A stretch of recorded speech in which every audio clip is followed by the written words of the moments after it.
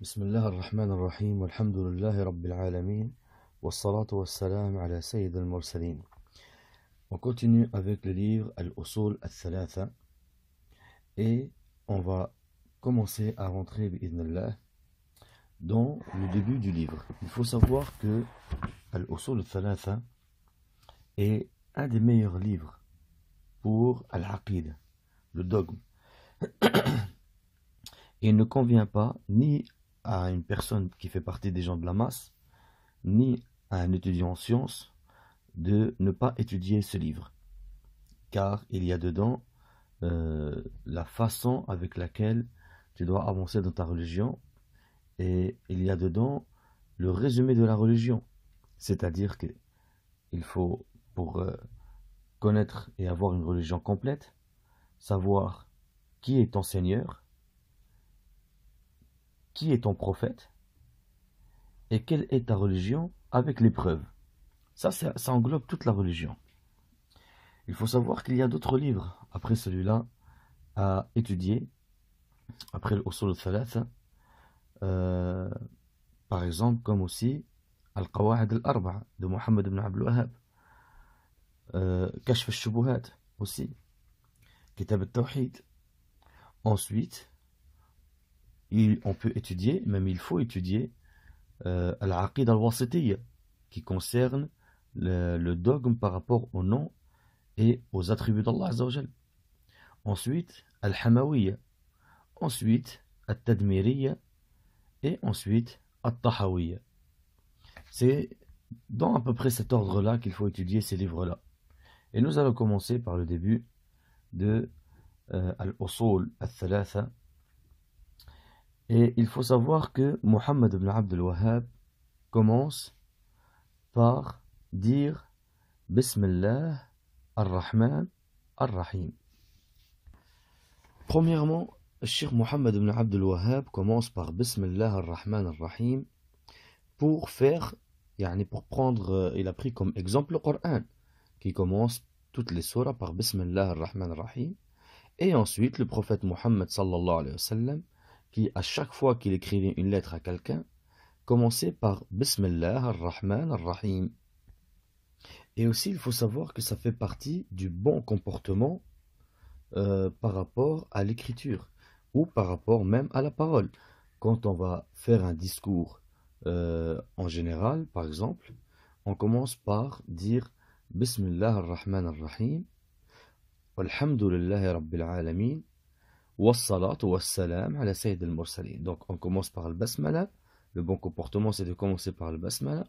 Ensuite, la glorification d'Allah, les louanges d'Allah, en disant par exemple Alhamdulillahi Rabbil Alamin, et en citant le prophète, en faisant les salats sur le prophète, en disant Wassalatu wassalam ala sayyid al-mursalin, ou Wassalatu wassalam ala rasulillah, ou de la façon que vous voulez. Et aussi, le fait de dire Bismillah ar-Rahman ar-Rahim, c'est comme s'il disait je commence mon acte là, ou ce que j'écris ici, en demandant la baraka par les noms d'Allah Azza wa Jal. Le fait de commencer par Bismillah ar-Rahman ar-Rahim, ça donne la baraka. Ça donne la baraka par rapport à ce que tu fais. C'est comme s'il disait Bismillah ar-Rahman ar-Rahim, et il écrit je demande la baraka par les noms d'Allah par rapport à ce que je vais faire. Attention, beaucoup de ulama, vous allez trouver dans beaucoup de livres, ils disent il a fait ça pour appliquer le hadith qui est dans Ahmed et qui dit, le prophète sallallahu alayhi wa sallam a dit كل امرئ ذي بال لا يبدأ فيه بسم الله فهو أبتر. Chaque hadith qui ne commence pas par Bismillah, il est annulé. Ce hadith-là, le Cheikh al-Albani, il l'a rendu faible, أي ضعفه في ضعيف الجامع. ضعفه في ضعيف الجامع. Il a dit le hadith, il est faible. Et le hadith faible, لا يجوز de baser un hukum dessus. On n'a pas le droit de appliquer, de mettre une pratique sur un hadith faible. Certains ulama ont dit que le hadith faible, on peut le prononcer, le dire dans une khutbah ou quelque chose comme ça, mais avec des conditions. Parmi les premières conditions, il ne faut pas qu'il soit ce qu'on appelle shadid al-dha'f ou mawdou', yani un hadith très faible ou un hadith menti, yani un mensonge sur le prophète. Deuxième condition, il ne faut pas dire qala Rasulullah. Il faut dire yurwa ou yuqal, yani on dit, on aurait dit que le prophète aurait dit ça. Troisième condition, il faut citer que c'est un hadith dhaïf. Il faut dire à la fin, mais le hadith est faible. Et quatrième condition, il ne faut pas baser une pratique sur un hadith dhaïf. Si le hadith il est faible, on ne doit pas en sortir une pratique. Et cinquième condition, les ulama, ils ont dit, il doit être dans le sahih, dans le targhib, et le targhib seulement. Yani, pour presser les gens à faire le bien ou leur faire peur. Mais en réalité, nous avons assez de hadiths authentiques pour citer les hadiths dhaïfs. Et beaucoup de ulama ont dit, nous avons assez de hadiths authentiques pour ramener des hadiths qui sont faibles. Et on ramène les hadiths qui sont faibles seulement pour montrer aux gens qu'ils sont faibles et qu'on ne doit pas construire une pratique sur un hadith qui est faible. Et ça, c'est interdit. Quant aux ignorants et aux sectaires qui, quand tu leur dis le hadith est faible, ils te disent oui, mais ça reste un hadith. Tu lui dis non. Si toi, au jour d'aujourd'hui, on dit sur toi un mensonge et on dit un tel a dit en parlant de toi, est-ce que tu dis c'est pas grave, ça reste une parole? Tu dis non, je n'ai jamais dit ça. Ou le Nabi sallallahu alayhi wa sallam a dit Man kadhiba alayya muta'ammid falyatabawwa maq'adahu min an-nar. Celui qui ment sur moi exprès, qu'il prépare son terrain en enfer. Dans un autre hadith, le Nabi sallallahu alayhi wa sallam, il a dit, ou le hadith il a été authentifié par Sheikh al-Albani, Man haddatha hadith wa huwa yura annahu kadhib fahu ahad al-kadhabayn. Ce hadith-là, il a deux riwayas. Le Nabi sallallahu alayhi wa sallam, il a dit dans la première riwaya, Man haddatha hadith wa huwa yara annahu kadhib fahu ahad al-kadhabayn. Yani celui qui raconte sur moi un hadith et il sait que c'est un mensonge, il fait partie des menteurs. Mais dans une autre riwaya qui est authentique aussi par Sheikh al-Albani, il a dit Man haddatha bi hadith wa huwa yura. Yani le premier, il a dit celui qui raconte un hadith et il sait que c'est un mensonge. Mais wahwa yura, c'est celui qui raconte sur moi un hadith et il ne sait pas il ne sait pas si c'est un mensonge ou si c'est une vérité. Il fait partie des menteurs. Ça veut dire que la yajouz, que tu dises qala Rasulullah, yani que tu dises un hadith, alors que tu ne sais pas si le hadith est authentique ou véridique. Où le Nabi sallallahu alayhi wa sallam a dit Kafa bil mar'i ithman an yuhaddithu bi kulli ma sami'. C'est déjà un grand péché sur la personne qu'il raconte tout ce qu'il a entendu. Ça veut dire sans vérifier. Par conséquent, vous devez vérifier ce que vous entendez sur le prophète et ce que vous lisez sur le prophète. Et sachez qu'il est interdit formellement dans l'islam de propager une parole que vous avez entendue sur le prophète sans savoir si elle a été authentique ou si c'est un mensonge. Par conséquent, vérifiez avant de propager.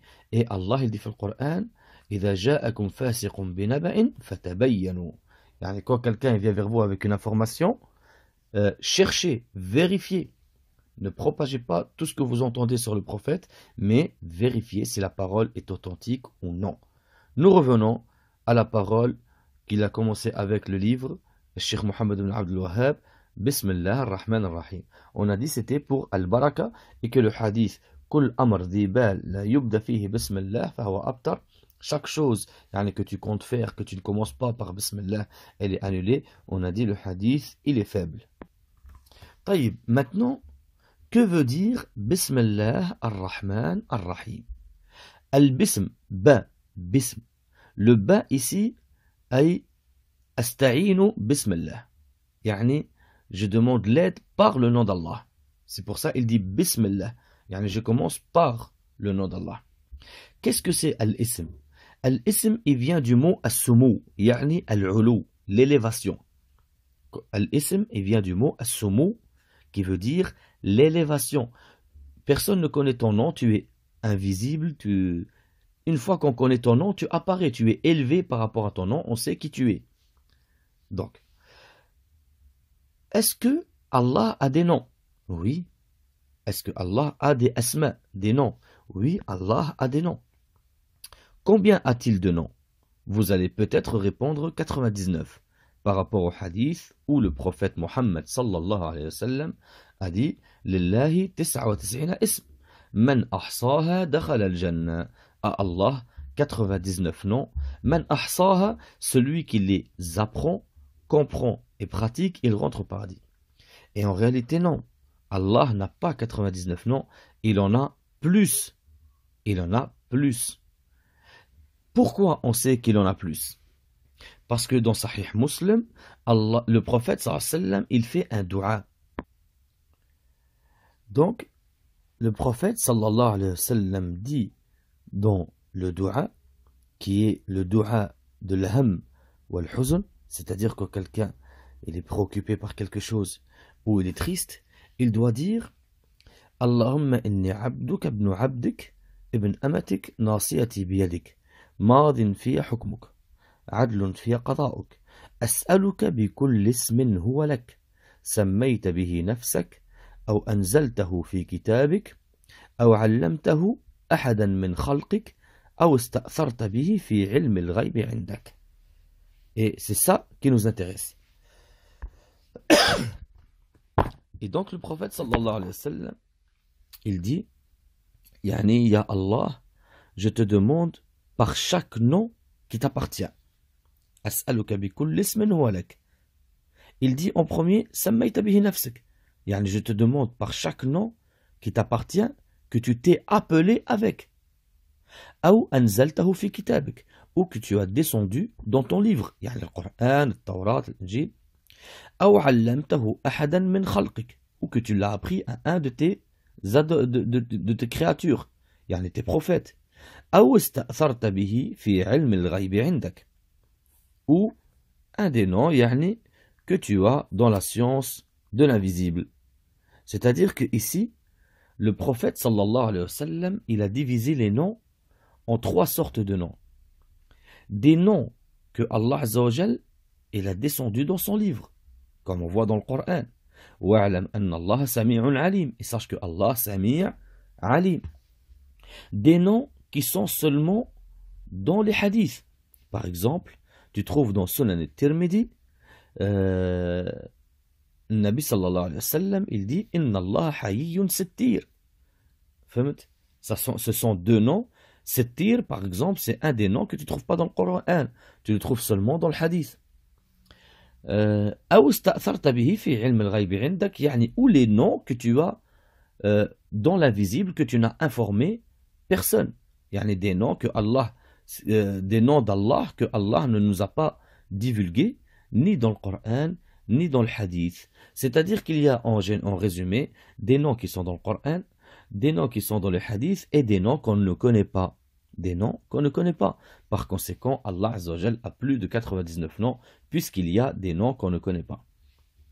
Mais dans ce cas-là, pourquoi le prophète sallallahu alayhi wa sallam aurait dit Allah a 99 noms, celui, yani man ahsaha, il rentre au paradis.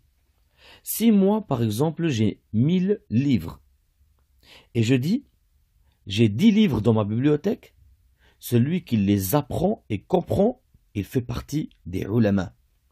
Cela ne veut pas dire que j'ai que 10 livres, mais cela veut dire que j'ai 10 livres parmi tous mes livres. Celui qui les apprend et comprend, il sera parmi les ulama. C'est exactement ce que a voulu dire le prophète sallallahu alayhi wa sallam par le fait de dire Allah a 99 noms. Celui qui les apprend, comprend et pratique, il rentrera au paradis. Yani Allah a 99 noms parmi ses noms. Et cela ne veut pas dire que Allah a 99 noms seulement. Donc Allah Azza wa Jal a des noms. Et on le voit ce nom, puisque Allah Azza wa Jal, il dit Bismillah. Allah, c'est un des noms. D'ailleurs, Huwa Ismul Jalal, c'est le nom le plus grandiose, puisque Allah Azza wa Jal se cite généralement par ce nom. Par exemple, il dit Allah, alladhi lahu ma fi samawati wa ma fi al-ard. C'est Allah, celui qui a l'appartenance de tout ce qui est dans les cieux et dans la terre. Aussi, Allah, dans le Coran, dit Walillahi al-asma'ul husna, fad'uhu biha. À Allah appartient les meilleurs noms. Invoquez-le par ces noms. Allah huwa al-ism al-a'zam. Certains ulama, ils ont dit que Allah n'est pas une sifa, mais atf bayan. Atf bayan. Yani, en résumé de la chose. Est-ce que Allah c'est un attribut? Non, Allah c'est un nom. Il y a une différence entre les noms, al-asma, et les attributs, as-sifat. Chaque nom d'Allah a obligatoirement un attribut. Un exemple, as-sami', yani as-sam', celui qui écoute. Mais attention, as-sami', as-sam', il a plusieurs explications dans le Coran. As-sam', il a plusieurs explications dans le Coran. Il peut vouloir dire celui qui écoute, ou celui qui met en garde, ou celui qui exauce. Par exemple, quand tu dis « Sami'a Allahu liman hamidahu », Allah écoute ceux qui le louent. Ça ne veut pas dire écoute ici, mais ça veut dire exauce. Car celui qui loue pas Allah, Allah il écoute aussi. Mais Sami'a Allahu liman hamidahu, ça veut dire Allah exauce ceux qui le louent. Et le dalil, il est dans Sunan Abi Daoud, dans le hadith aussi de Abi Hurayra, anhu, où il y a un homme, il est venu vers le prophète, il a dit « Ya Rasulallah, ayyu du'a'i asma' » فقال آخر جوف الليل ودبر كل صلاة مكتوبة. يعني يا رسول الله أي الدعاء أسمع يا رسول الله. Littéralement ça veut dire يا رسول الله, quel est le dua le plus entendu? Mais en réalité ça veut dire quel est le dua le plus apte à être exaucé. Et le prophète sallallahu alayhi wa sallam lui a dit à la fin, dans le dernier tiers de la nuit et à la fin de chaque prière obligatoire. À la fin de chaque prière obligatoire ici, une petite parenthèse, ça veut dire quand tu as fini le tashahhud et avant de faire le taslim. Et quand il dit par exemple Allah a entendu ceux qui disent Allah est pauvre et nous sommes riches. Ici c'est une mise en garde. C'est une mise en garde parce que les juifs ont dit Allah est pauvre et c'est nous qui sommes riches. D'accord? Al-Basir, c'est un nom. As-Sifa al-Basar, et qu'il voit. Al-Alim, c'est un nom. As-Sifa al-Ilm, Allah c'est tout. Etc. Mais à l'inverse, est-ce que chaque attribut a un nom? Eh bien, la réponse est que il est interdit, la yajouz, de dire que chaque attribut a un nom. Car Allah s'est attribué certains attributs où il ne convient pas de citer que c'est un nom d'Allah. Un exemple, Allah dit dans le Coran « Wa yamkuruna wa yamkurullah, wallahu khayrul makirin » Eux, ils rusent et Allah ruse, et Allah est le meilleur des ruseurs. Est-ce que ça veut dire que le ruseur est un nom d'Allah? Là, il y a chose de dire cela. Mais on sait que la ruse fait partie des sifat, particularités d'Allah, mais ce n'est pas la ruse mauvaise de l'être humain. Allah Azza wa Jal ruse avec les kuffars, mais d'une manière qui lui appartient à lui seulement. Mais il ne convient pas de dire que puisque Allah a rusé, alors un de ses noms c'est le ruseur. Là, il y a juste de dire cela. Donc, chaque nom a un attribut et il est interdit de dire que chaque attribut a un nom, car certains attributs n'ont pas de nom. Mais question, si chaque nom a un attribut, Allah est un nom. Quel est l'attribut d'Allah? L'attribut d'Allah est Al-Ma'louh. Al-Ma'louh, qui veut dire Al-Ma'boud, c'est-à-dire l'adorer. Par conséquent, La ilaha illallah veut dire La ma'boud bihaq ou La ma'boud haqqan illallah. Nul ne mérite l'adoration sauf Allah. C'est ça que veut dire La ilaha illallah. Mais celui qui te dit La ilaha illallah, ça veut dire celui qui donne c'est Allah, celui qui fait vivre c'est Allah. Ça c'est ce que disait Quraysh, c'est ce que disait Abu Jahl. Mais ils adoraient d'autres dieux en dehors d'Allah. Mais le seul Dieu qui mérite l'adoration est Allah, et les autres dieux sont des fausses divinités qui ne peuvent absolument ni vous nuire, ni même subvenir à l'un de vos besoins, ni même subvenir à ses propres besoins. Si tu prends Bouddha, la statue qu'adorent les bouddhistes, et tu la rentres dans les égouts, est-ce qu'elle peut s'en sortir? Non. Comment un dieu peut rester dans les égouts, dans les excréments, sans pouvoir lui-même s'en sortir? Comment vous allez, vous, aux bouddhistes, pour lui demander votre subsistance et lui demander le bonheur alors que lui-même ne peut pas se sortir des excréments si tu le mets dedans. Ensuite, il dit Ar-Rahman, Ar-Rahim. Je pense que très souvent, la plupart des gens disent Bismillah ar-Rahman ar-Rahim et n'ont jamais réfléchi à ce que veut dire Bismillah ar-Rahman ar-Rahim. Quelle est la différence entre Ar-Rahman et Ar-Rahim? Ar-Rahman, c'est un nom d'Allah Azza wa Jal. Et attention, la yajouz de donner ce nom à qui que ce soit, Ar-Rahman. Il est spécifique à Allah Azza wa Jal. On peut appeler quelqu'un Abd ar-Rahman, mais on ne peut pas l'appeler Ar-Rahman ou quelque chose comme ça, par exemple. C'est un nom qui appartient seulement à Allah. Ar-Rahman, c'est-à-dire Ar-Rahma al-Wasi'a, c'est-à-dire que Allah, il est Rahman avec tout le monde, que sa Rahma, elle est avec les musulmans, avec les kuffars, puisque ils le transgressent, mais Allah leur donne leur subsistance. Même le chien, la chienne, quand elle accouche, elle ne mange pas son enfant. Même le tigre, un des animaux les plus sauvages, quand elle met au monde et qu'elle a très très faim, elle ne mange pas son fils. Et ceci est une rahma, est une miséricorde. Mais Ar-Rahim, hiya Ar-Rahma al-Khassa, ay al-Wasila. C'est la rahma spécifique. Ar-Rahim, c'est la rahma spécifique. Pour qui? Pour les musulmans et les croyants. Car Allah Azza wa Jal dit dans le Coran, Bil mu'minin ra'oufur rahim. Allah, il est avec les croyants, il est ra'ouf, yani doux, ou un nom qui ressemble à doux, rahim, miséricordieux. Question par rapport au fiqh et au Coran. Est-ce que Bismillah ar-Rahman ar-Rahim est un verset du Coran? Oui, il est un verset du Coran.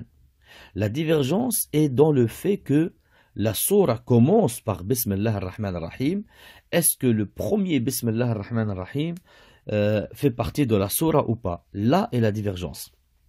Mais sinon, de dire en général, est-ce que Bismillah ar-Rahman ar-Rahim fait partie du Coran? Oui, car la reine de Saba, quand Sulayman alayhi salam lui a envoyé une lettre, il est dit dans le Coran wa innahu bismillah ar-Rahman ar-Rahim. Il faut savoir que le prophète sallallahu alayhi wa sallam, Muhammad, avant que ce verset-là descend, il écrivait Bismikallahum. Et quand le verset il est descendu, il a écrit Bismillah ar-Rahman ar-Rahim. Et subhanallah, le mot Rahim n'était pas connu par Quraysh avant, malgré qu'ils étaient très très forts en arabe. Et Allah, et ça c'est un des miracles de l'islam, c'est que Allah leur a envoyé un homme illettré qui ne savait ni lire ni écrire, qui leur apprenait des mots que eux-mêmes ne connaissaient pas dans la langue arabe, alors qu'ils étaient très très forts dans la langue arabe. Car il faut savoir que chaque prophète a été envoyé dans son peuple avec la science du peuple, pour qu'il soit le plus fort d'entre eux dans cette science, pour qu'ils le suivent, qu'ils voient que c'est un miracle d'Allah. Je vous explique ce que je viens de dire. À l'époque de Moussa, alayhi salam, les gens étaient très très forts dans la sorcellerie. C'est-à-dire que, par exemple, vous lisez dans le Coran que les sorciers, ils jetaient des bâtons et ils arrivaient à ensorceler les yeux des gens pour que vous voyiez que les bâtons bougent comme des serpents. Allah leur a envoyé un homme qui jette un bâton et que par la grâce d'Allah, le bâton carrément, il se change d'une créature à une autre créature, de bâton à serpent. Et c'est pour ça que les sorciers, quand ils ont vu cela, ils ont été les premiers à se jeter par terre prosternés vers Allah et à suivre la religion du prophète Moussa alayhi salam. À l'époque de Isa alayhi salam, les gens étaient très forts dans la médecine. Allah leur a envoyé un homme qui pouvait guérir le lépreux, guérir l'aveugle, aveugle de naissance, et carrément ressusciter les morts. Et à l'époque du prophète Mohammed sallallahu alayhi wa sallam, ils étaient les gens très forts dans la langue arabe. Allah leur a envoyé un homme illettré qui savait ni lire ni écrire, qui était très très fort dans l'arabe, qui leur amenait un Coran très fort dans l'arabe et qui leur apprenait carrément des mots qu'ils ne connaissaient même pas.